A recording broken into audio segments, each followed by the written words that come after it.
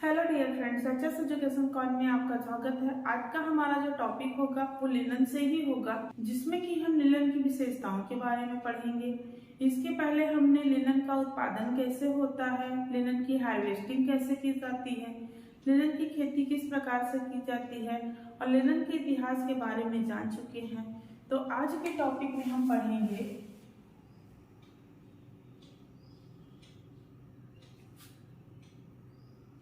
Linen की विशेषताएं।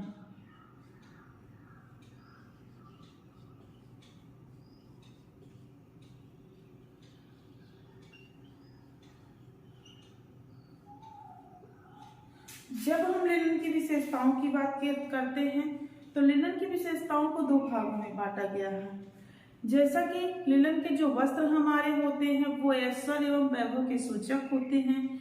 इसका जो रेशा होता है बहुत ही चिकना होता है, क्योंकि इस पर 2 से 3% तक इस रेशे पर मोम पाई जाती है। और लिनन अपनी अद्वितीय कार्य क्षमता के लिए जाना जाता है। इस प्रकार से जो लिनन की विशेषताएं हैं उनको हम दो भागों में बांट करके पढ़ते हैं। पहला हमारा है भौतिक विशेषता। भौतिक विशेषताएं,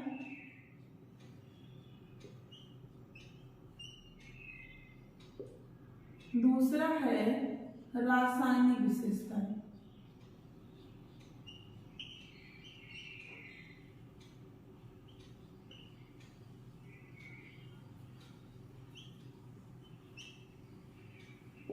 अब हम सबसे पहले जानेंगे भौतिक विशेषताएं क्या क्या होती है। भौतिक विशेषताएं, तो भौतिक विशेषताएं में सबसे पहले हम क्या जानेंगे, संगठन में इसके क्या क्या आता है। तो संगठन में इसके जैसे कार्बन होता है, हाइड्रोजन होता है, ऑक्सीजन होता है प्लस एक्टिन होता है। क्या क्या पाया जाता है संगठन में, कार्बन पाया जाता है, हाइड्रोजन पाया जाता है, ऑक्सीजन पाया जाता है और पेक्टिन पाया जाता है। अब इसमें हम जानेंगे कि जो हमारा रेशा होता है इन सारे मिश्रणों से मिलकर के बना होता है। रेशे के मिश्रण में हमारा सेलुलोज कितना प्रतिशत होता है, इसमें जो सेलुलोज होता है वो 66 से 70% होता है। सेलुलोज इसमें कितना पाया जाता है, इसमें जो सेलुलोज की मात्रा पाई जाती है ये 66 से 70%। यही पॉइंट हमें याद करना है कि सेलुलोज की मात्रा कितनी पाई जाती है, 66 से 70%। उसके बाद इसमें 25% तक क्या पाया जाता है, पेक्टिन पाया जाता है। पेक्टिन कितना पाया जाता है, तो 25%।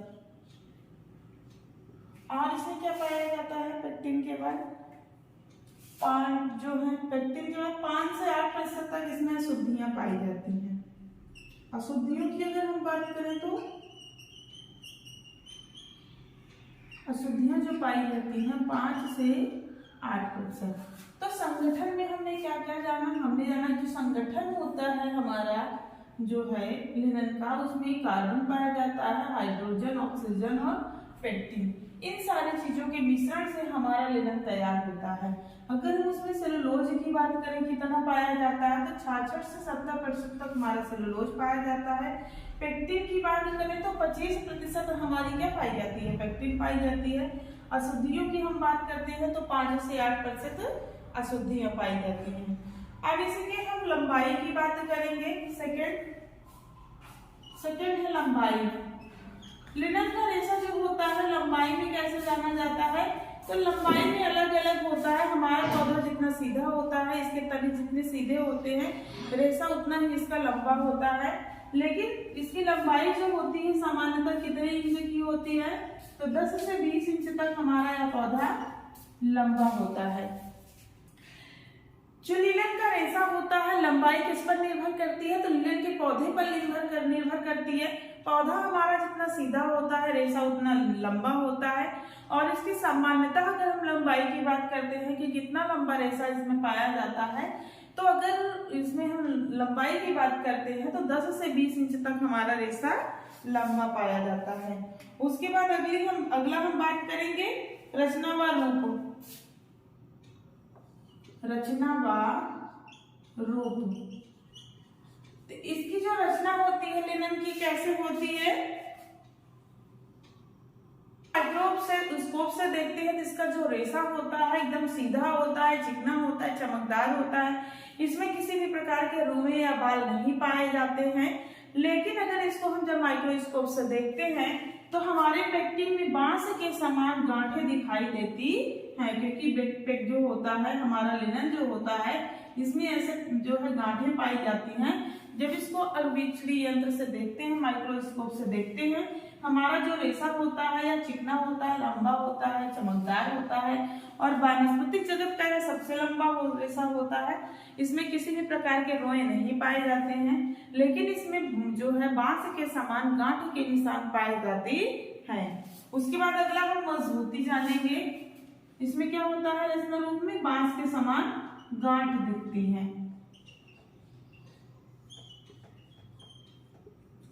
चौथा हम जानेंगे इसकी मजबूती। तो मजबूती हमारा जो होता है लिनन वह जो है कॉटन से अधिक होता है। लिनन के रेशे में मजबूती, अगर हम इसमें मजबूती की बात करते हैं, काफी मजबूत होता है और यह कॉटन से, कपास से दुगना मजबूती हमें प्रदान करता है। कपास से दुगनी मजबूती इसमें होती है। इसीलिए लिनन के कपड़े जब हमारे फटने लगते हैं तो लिनन के जैसे कॉटन के कपड़े हैं जब वो फटने लगते हैं तो हमारे कपड़े फट जाते हैं। लिनन के कपड़े लेकिन जो होते हैं वो फटते नहीं हैं, बल्कि पहले इसके जो तंतु होते हैं, रेशे होते हैं, धीरे धीरे पतले होते हैं, तब जाकर के हमारा लिनन का कपड़ा फटता है। जबकि जो कॉटन का कपड़ा होता है वह जहां से फटता है वहीं पर उसमें छिद्र हो जाते हैं जो है, और हमारा कपड़ा फट जाता है। तो लिनन में जो मजबूती पाई जाती है वो कितनी पाई जाती है, तो कपास से ज्यादा इसमें मजबूती पाई जाती है। अगला हम चमक की बात करेंगे। तो लिनन में हमारे चमक अच्छी पाई जाती है। इसमें चमक जो है वो रेशम के समान पाई जाती है, रेशम के समान होती है। लेकिन इसका जो रेशा होता है उसमें प्रकृति से ही मोम जैसा एक चिकना पदार्थ लगा होता है, और ये जो लगा होता है लगभग कितना होता है, तो 2 से 3% होता है। यदि इसको हटाने का प्रयास किया जाता है तो हमारा जो लिनन का रेशा होता है वह कड़ा हो जाता है, खुरदुरा हो जाता है। अगला हम जानेंगे नमी का प्रभाव। इसमें तो नमी का प्रभाव क्या होता है, तो लिनन का जो कपड़ा होता है वो नमी को शीघ्रता से अवशोषित कर लेती है। इसका कपड़ा चिकना होता है और इसमें नमी जो है वो सतह पर इसके शीघ्रता से फैल जाती है, इसलिए यह नमी को जल्दी से अवशोषित कर लेता है। और जितनी जल्दी यह नमी को अवशोषित करता है उतनी ही जल्दी नमी को यह रिलीज करने की भी अद्भुत क्षमता रखता है। अगला जानेंगे गर्मी का प्रभाव।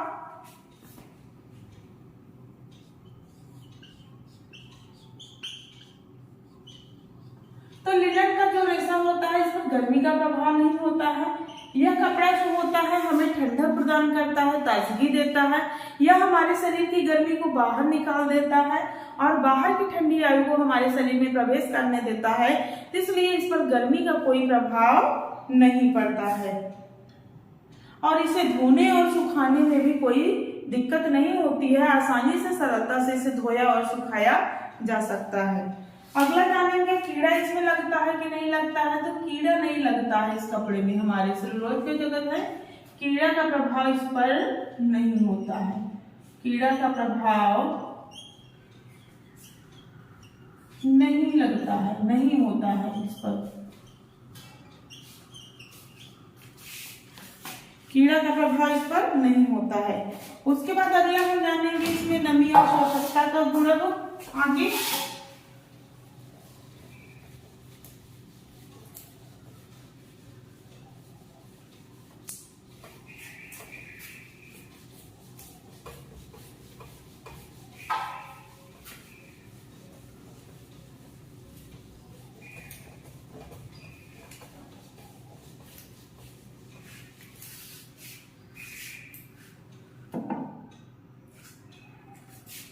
उसके बाद अगली हेडिंग हम जानेंगे कि इसमें नमी और शोषकता का गुण कैसे पाया जाता है। तो जो नमी और शोषकता का गुण होता है इसमें अच्छा होता है, क्योंकि इसके जो रेशे होते हैं वह चिकने होते हैं, कपास की तरह खुरदुरे नहीं होते हैं। नमी अवशोषण की क्षमता अधिक होती है क्योंकि इसका सतह चिकना होता है। कॉटन के कपड़े में हमारे नमी अवशोषण का गुण होता है, लेकिन इसमें उससे अधिक होता है। पानी जब इसमें लगता है तो पानी इसकी सतह पर तुरंत फैल जाता है, और जितनी जल्दी से पानी इसकी सतह पर फैलता है उतनी जल्दी ये पानी को रिलीज करने की भी क्षमता रखता है, इसलिए यह कपड़ा हमारा नमी अवशोषण में अच्छा होता है। उसके बाद अगला हम जानेंगे सफाई एवं धुलाई।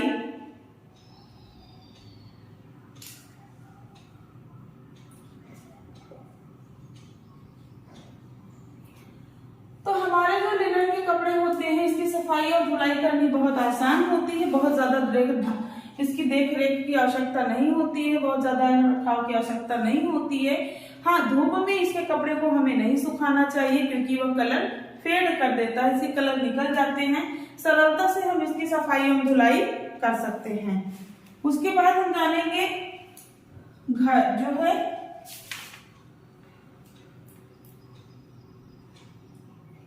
सिकन प्रतिरोधकता।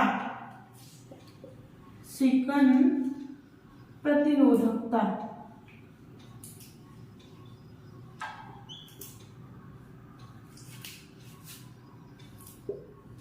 सिकन प्रतिरोधकता में क्या होता है, तो लिनन के जो कपड़े होते हैं इसमें प्रत्यास्थता कसरत का अभाव पाया जाता है। यदि हम इसके कपड़े को 1 या 2 बार पहन लेते हैं तो इस कपड़े पर बिना प्रेस किए हम इसको पहन नहीं सकते हैं। अब हम आगे इसके जानेंगे, भौतिक विशेषताओं को हमने जान लिया है। अब हम आगे जानेंगे कि रासायनिक विशेषताएं हमारे लिनन की क्या क्या होती हैं। अब हम अगला पॉइंट जानेंगे, सेकंड, रासायनिक विशेषताएं।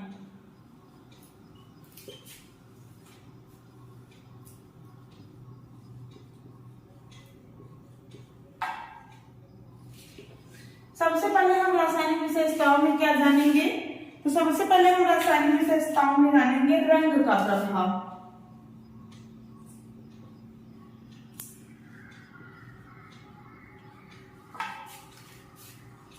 लिनन हमारा सेलुलोज जगत का रेशा होता है, इस पर रंग सरलता से नहीं चढ़ता है। रंग को चढ़ाने के लिए इसमें हम बंधक का प्रयोग करते हैं, और बंधक का प्रयोग क्या करते हैं, तो नमक और फिटकरी का प्रयोग करते हैं। नमक प्लस फिटकरी, नमक और फिटकरी का प्रयोग कर हम इस पर रंग को सरलता से चढ़ा सकते हैं। लेकिन यदि इस कपड़े को धूप के प्रभाव में हम ज्यादा लाते हैं तो हमारे कपड़े का जो कलर होता है वह फेड हो जाता है, इसलिए हमें लिनन के कपड़े को छाया में सुखाना चाहिए। सेकेंड हम जानेंगे ब्लीच का प्रभाव। ब्लीच का प्रभाव,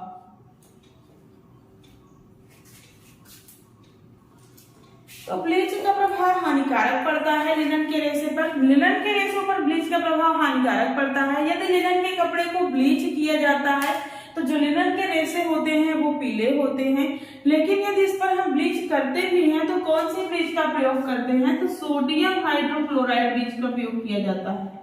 सोडियम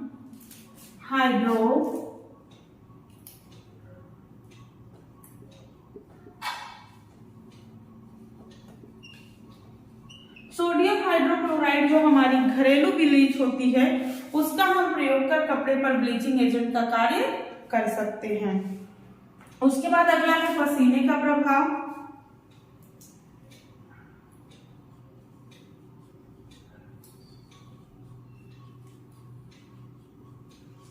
पसीने का प्रभाव, तो पसीने का प्रभाव इस पर कैसे होता है, लिनन के रेशे में पसीने सोखने की अद्भुत क्षमता होती है,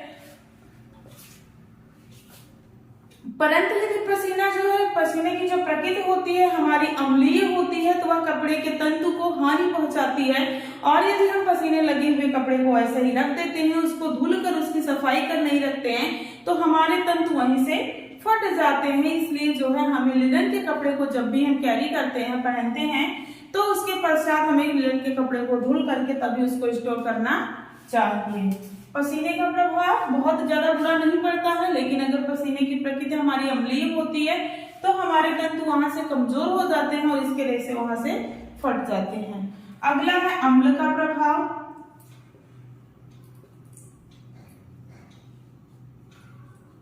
तो लिनन के कपड़े में हमारे अम्ल का प्रभाव अच्छा नहीं होता है, अम्ल का बुरा प्रभाव पड़ता है, इसलिए हमें अम्ल में कपड़े को नहीं धुलना चाहिए। यदि मान लो हम अम्ल में कपड़े को धुलते हैं तो हमें साधारण अम्ल का प्रयोग करना चाहिए, तनु के घोल का प्रयोग करना चाहिए और तुरंत हमें इसे साफ पानी से खंगालकर फिर सुखा लेना चाहिए। उसके बाद अगला हमारा है क्षार का प्रभाव।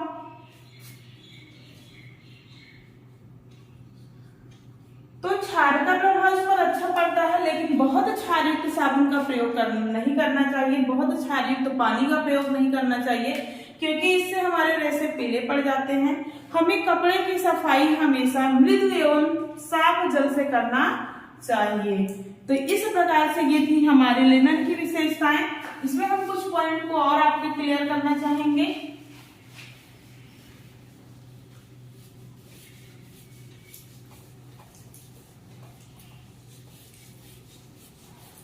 जैसे हमने बताया था कि जब लिनन पे जो बीटलिंग प्रोसेस होती है वो कितने घंटे तक होती है। तो लिनन का जो रेशा हो, सबसे पहले हम जानेंगे कि इसका रेशा कैसे होता है। इसका रेशा थोड़ा पीलापन लेकर के होता है, पीले रंग का होता है।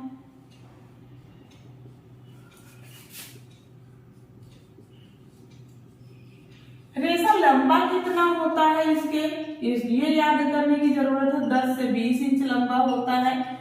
और ये जो रेशे की लंबाई होती है किस पर निर्भर करती है, तो हमारे पौधा पर निर्भर करती है। हमारा पौधा जितना ज्यादा सीधा होगा, बड़ा होगा, हमारा रेशा उतना ही लंबा होगा। उसके बाद हम इसमें जो बीटिंग प्रोसेस आपको बताया कि बीटिंग प्रोसेस की जाती है। क्यों की जाती है बीटिंग प्रोसेस, तो इसकी सतह को चिकना बनाने के लिए की जाती है। कितने घंटे तक चलती है, तो 30 से 60 घंटे तक इस रेशे पर हमारी बीटिंग प्रोसेस की जाती है। बीटिंग प्रोसेस किस लिए की जाती है, तो परिसज्जा के लिए की जाती है। रेशे की परिसज्जा के लिए कितने घंटे तक की जाती है, 30 से 60 घंटे तक की जाती है। नमी अवशोषण कितना करता है यह, नमी अवशोषण कितना करता है, कितने % तक करता है, तो नमी अवशोषण यह कितना करता है, 7 से 8% तक यह नमी अवशोषण करने की क्षमता रखता है। गीली अवस्था में इसकी मजबूती कितनी बढ़ जाती है, तो गीली अवस्था में इसकी मजबूती जो है 20% तक और बढ़ जाती है। हमारा लिनन का कपड़ा गीला रहता है और उसको फिर हम फाड़ने की कोशिश करते हैं तो फटता नहीं है, बल्कि उसकी मजबूती 20% और बढ़ जाती है। और हम आगे बात करेंगे इसमें, तो अम्ल का प्रभाव इस पर कैसे पड़ता है। अम्ल का प्रभाव इस पर बुरा पड़ता है, अम्ल का प्रभाव बुरा पड़ता है। वहीं अगर क्षार के प्रभाव की बात करते हैं तो क्षार का प्रभाव अच्छा पड़ता है। यदि हम लिनन के कपड़े को जलाते हैं तो जलने पर कैसा लौ निकलती है, जलने पर इसके पीली लौ निकलती है, पीली लौ निकलती है। और इसमें जो गंध होती है लिनन के कपड़े को जलाने के बाद, गंध किसके समान होती है, तो गंध जो है कागज के समान इसमें होती है, कागज के समान गंध इसमें कागज के समान होती है।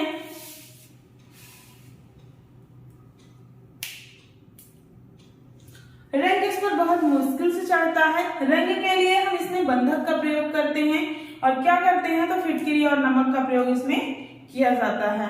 तो उम्मीद करती हूँ जितना भी हमने आपको बताया सारी चीजें आपको समझ में आई होंगी।